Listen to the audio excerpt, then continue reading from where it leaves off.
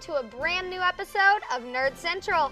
I'm your host, Shannon Clement, and we have a packed show for you guys this week with new installments of Dragon Corner, Heart of the Cards, Look Back, and Dead on Arrival.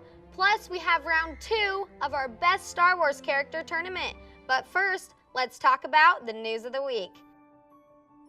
With the new seasons of shows beginning to air this week, it is time to celebrate the past year of television. The 70th Annual Emmy Awards took place on September 17th, and like the shows they are awarding, there were some surprises at the ceremony. As with the past couple of years, the streaming services ruled the night, with The Marvelous Mrs. Maisel being the big winner of the night, winning Outstanding Comedy Series, Outstanding Writing in a Comedy Series, Outstanding Directing in a Comedy Series, Alex Borstein for Outstanding Supporting Actress in a Comedy Series, and Rachel Brosnahan for Outstanding Lead Actress in a Comedy Series. Claire Foy won Best Lead Actress in a Drama Series for her work in The Crown. Some of the heavy hitters also had a big night, with Game of Thrones winning Outstanding Drama Series, and Peter Dinklage, who plays Tyrion Lannister, for Outstanding Supporting Actor in a Drama Series. But that wasn't the biggest story of the night. Glenn Weiss won the Emmy for Outstanding Directing for his work on this year's Oscars ceremony. During his acceptance speech, he invited his girlfriend on stage and got on one knee and proposed to her. And of course, she said yes. We here at Nerd Central would like to congratulate all of the shows that were nominated, and a special congratulations to Glenn Weiss and Jan Spinston on their engagement.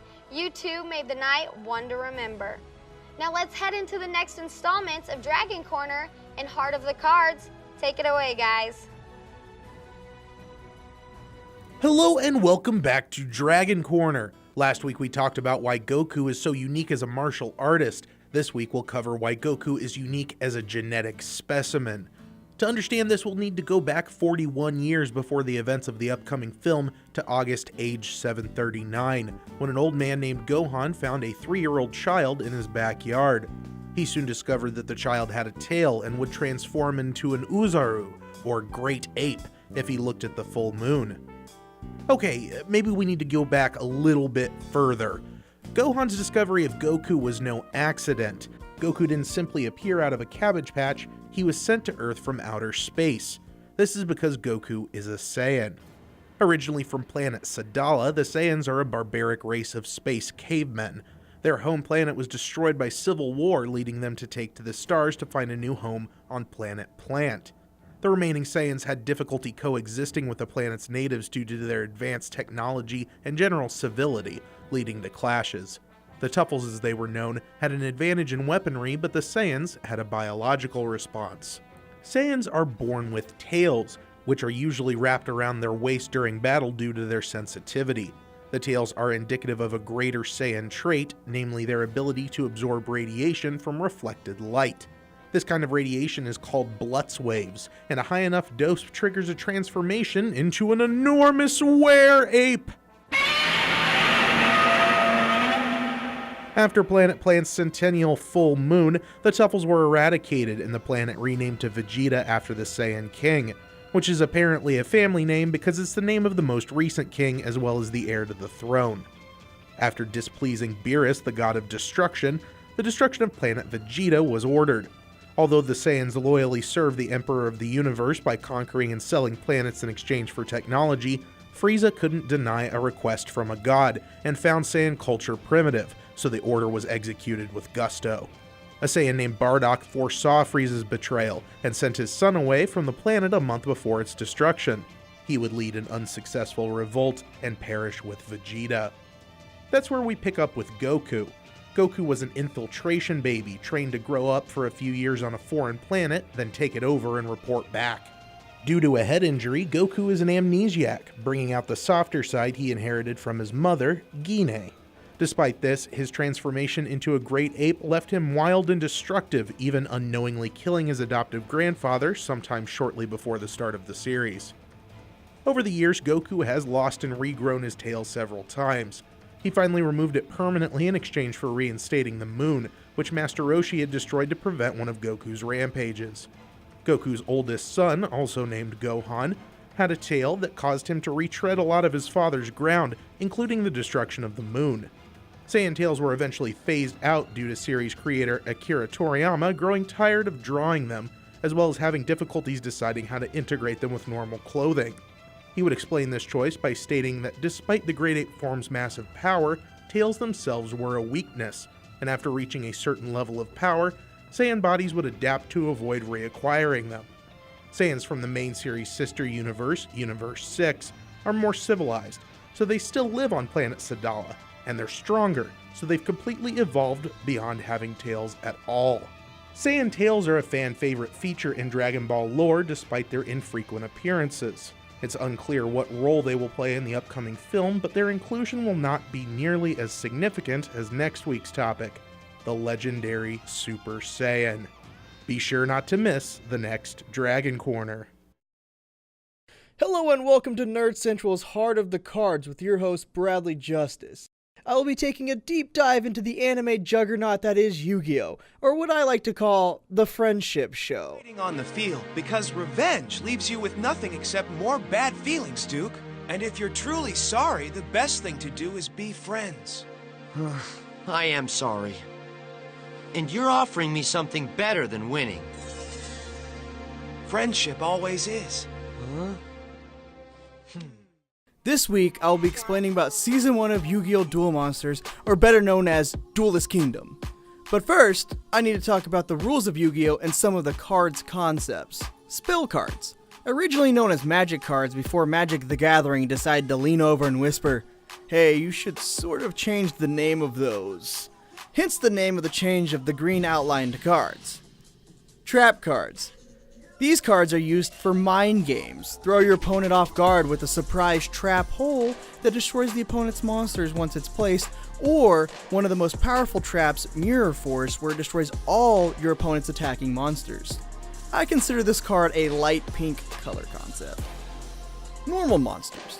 Normal monsters are monster cards that have the tan color around them and the star level of the cards let the deck users know how they can be used. Star level 1 through 4 can be played immediately. Star level 5 and 6 require one monster on the field to be sacrificed to play, and 7 and 8 require 2 monsters on the field to be sacrificed to play. Effect monster. Effect monsters are almost the same as normal monsters, but they have effects, hence the name effects monster. Some cards' effects are like those of Time Wizards, where you flip a coin and if you call it right, you can destroy all of your opponent's monsters. Fusion monster. This purple card requires 2 or more monsters fused together with the card polymerization to make a more powerful monster. Now with the card concepts out of the way, I can finally talk about how Season 1 of Yu-Gi-Oh! Literally broke almost all the rules. The season started off when Pegasus, the creator of Duel Monsters, decided to steal Yugi's grandpa's soul with his own Millennium item, the Millennium Eye, to force Yugi to battle in his competition on Pegasus' own island, Duelist Kingdom. He also stole Yugi's rival Seto Kaiba's little brother Mokuba's soul as well. The cheating started almost immediately when Weevil Underwood threw Yugi's Exodia cards overboard when Weevil asked to see them. The second part of cheating is when Joey summoned a purple fusion monster without using polymerization. And really, the biggest cheating of them all, when Pegasus literally made a card just for his duel with Yugi. Like, what? How is that not cheating? How does that not disqualify someone?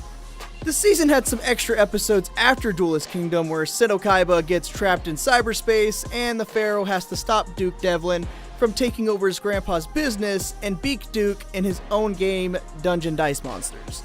The season wasn't all bad. I did like that Season 1 of Yu-Gi-Oh! Introduces us to reoccurring characters like Mai and Duke Devlin and the comedy relief characters of Weevil and Rex, who remind me of Beavis and Butthead a lot, especially with their laugh. Another thing I liked about it was the Pharaoh didn't do all of the work to beat Pegasus. Yugimoto stopped Pegasus from using his Millennium Eye to mess with the Pharaoh during the main event. Although the season was a lot of nonsense, I rather enjoyed watching it. Every duel was unique. Make sure you tune in next week for more Heart of the Cards.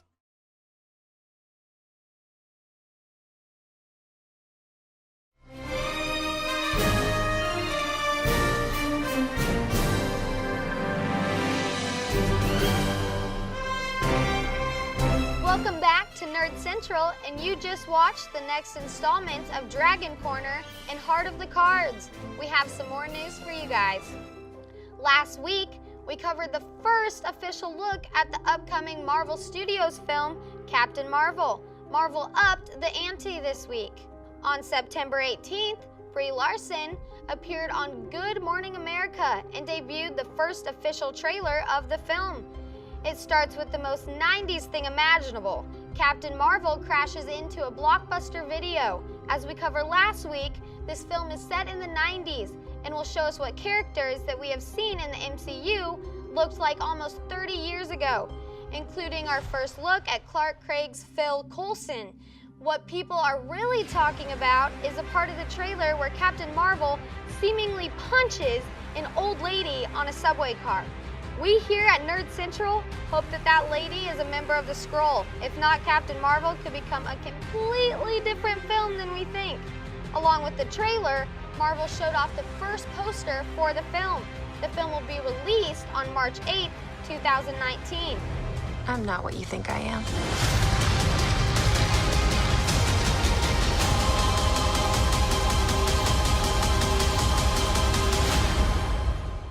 In other movie news, Space Jam 2 is finally happening.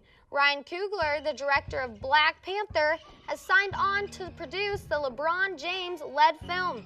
Spring Hill Entertainment, James's production company, tweeted out a picture of the lockers with Bugs Bunny, LeBron James, Terrence Nance, and Ryan Coogler's names on them. Terrence Nance will be the director on the film. This announcement comes after months of speculation after James signed with the Los Angeles Lakers. No news yet on which basketball stars will be making cameos, as production won't begin until next offseason. Now let's take it to the next installments of Look Back and Dead on Arrival. What do you have for us this week, Mikey and Cody? Hello, and welcome to Look Back, a retrospective on shows that I used to love, the shows that I love in the present day. I'm Mikey, and after preschool, I watched a whole lot of kids shows, including one of the biggest out there, SpongeBob SquarePants. If I were to say, who lives in a pineapple under the sea? Almost anyone born in the last 25 years would know immediately who I'm talking about. That crazy yellow sponge and all his friends going through Bikini Bottom doing who knows what. From a money-grabbing crab, to a stealing plankton, to a scientific squirrel, this universe has a whole lot of characters that are quite interesting in their own ways. And as the show has no set conflict, the issue they are facing can be a multitude of things. This show has been running for almost 20 years, 19 to be exact, and there was a dip in quality quite early on. After they made the first movie, the creator of the show, Steven Hillenburg, left the show, and while the show didn't collapse on itself, it did become substantially worse than when he was on the show. This is also evident in the movies. Yes, there were two, and one's good and one is questionable. The first one blew our minds, and it was everything we wanted for a SpongeBob movie. The second one was a money grab for kids. I'm sure there was tons of work into it, but it cannot reach the magnitude of the first movie. Not even close. Aside from the movies, there were also video games made. And while a lot of them were not very good, there is one game in particular, SpongeBob SquarePants Battle for Bikini Bottom, that has become a cult hit with certain gamers. Aside from these, there has been one other more recent big adaptation of SpongeBob SquarePants, a Broadway musical, with tons of famous artists from around the globe, and it's really done well. But it shut down September 16th, 2018, which honestly makes me sad. But you know what's not shut down? This show. And SpongeBob is here to stay for who knows how long. Next week, we go into a show that I wish was on today, but sadly, it was canceled a while ago. Just that big-headed kid and that robo-dog. Keep watching Nerd Central. That's right, this week we're talking about one of the best things to come out of the late 90s. No, not me. We're talking about Freaks and Geeks, baby. Now, my first time watching this show, I was in middle school, so I didn't entirely understand it. I knew I liked it, but didn't exactly know why it was considered a comedy.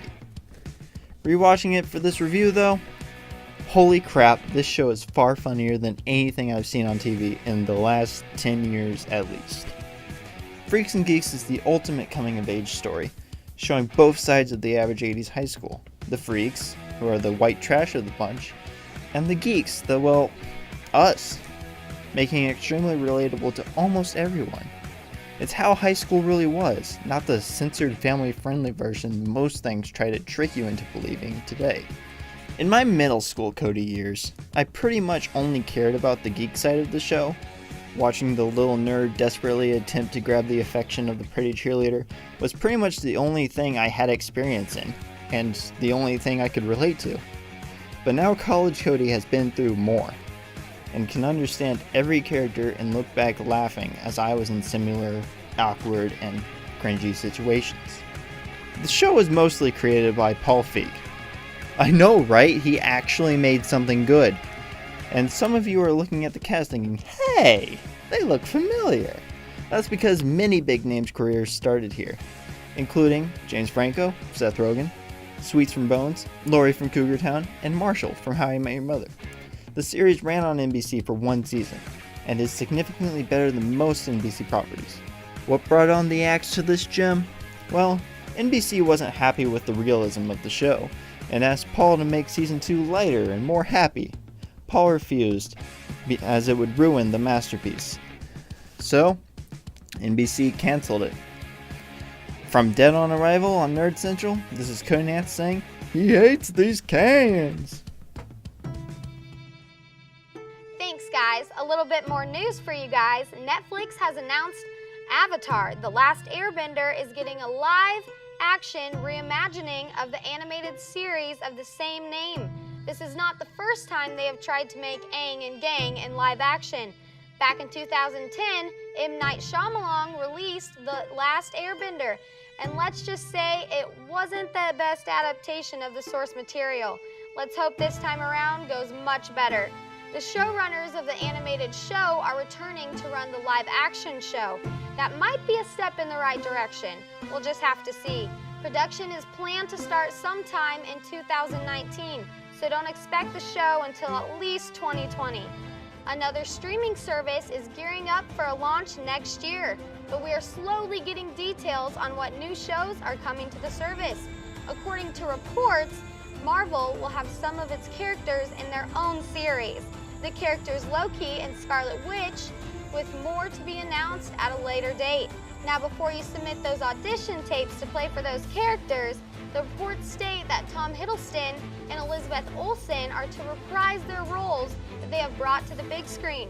As of this taping, neither Marvel or Disney have commented on the report, but we will keep you up to date if anything changes. Speaking of the Disney streaming service, Lucasfilm announced that the Clone Wars TV series is coming back. Supervising director of the Clone Wars, Dave Filoni, announced a 12th episode, 7th and final season is in the works and will be airing exclusively on the streaming service. Clone Wars fans will finally get a conclusion to the story that Filoni and the crew set out to tell a decade ago. That is going to do it for this week's Nerd Central. Nerd Showdown is next. You can get caught up on all of the previous episodes on the KNWT YouTube page. Also follow KNWT on Facebook, Twitter, and Instagram. And follow Nerd Central on Twitter at nerd_central_TV. Round 2 of the Best Star Wars Character Tournament will commence after this break. Stay with us.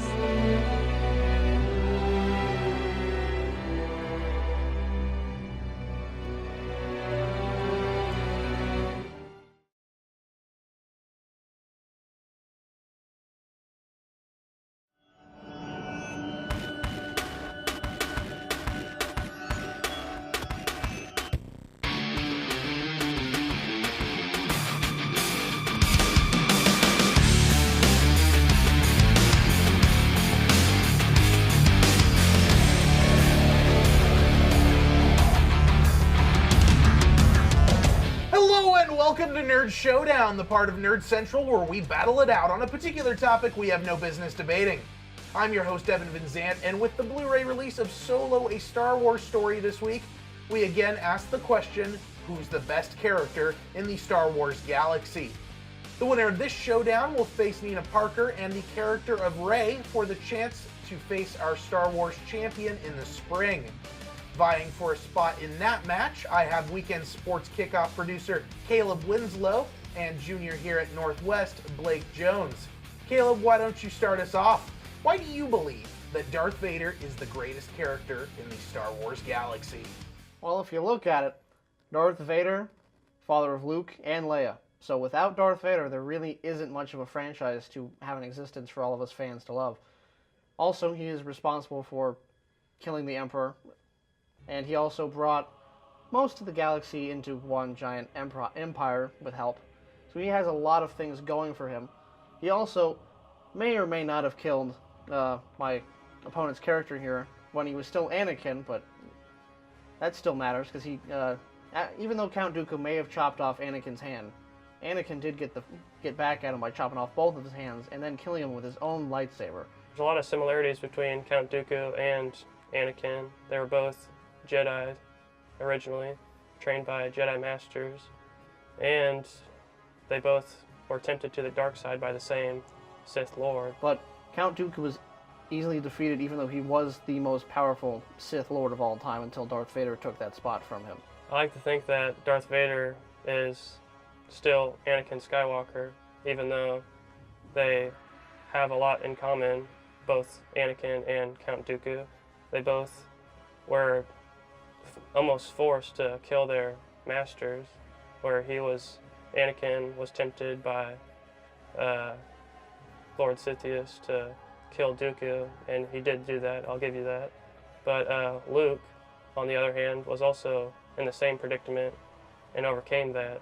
So without Luke, his son, Darth Vader probably wouldn't be here. Why would you let somebody who easily defeated you in your last battle, how did you manage to beat him, even though he said he was the more powerful Jedi, and then he became the most powerful Sith Lord? How did he become so much more powerful than him within a matter of moments? It's like, what happened? It's like, did Count Dooku go take a nap for a little bit and just forget all his force powers and stuff?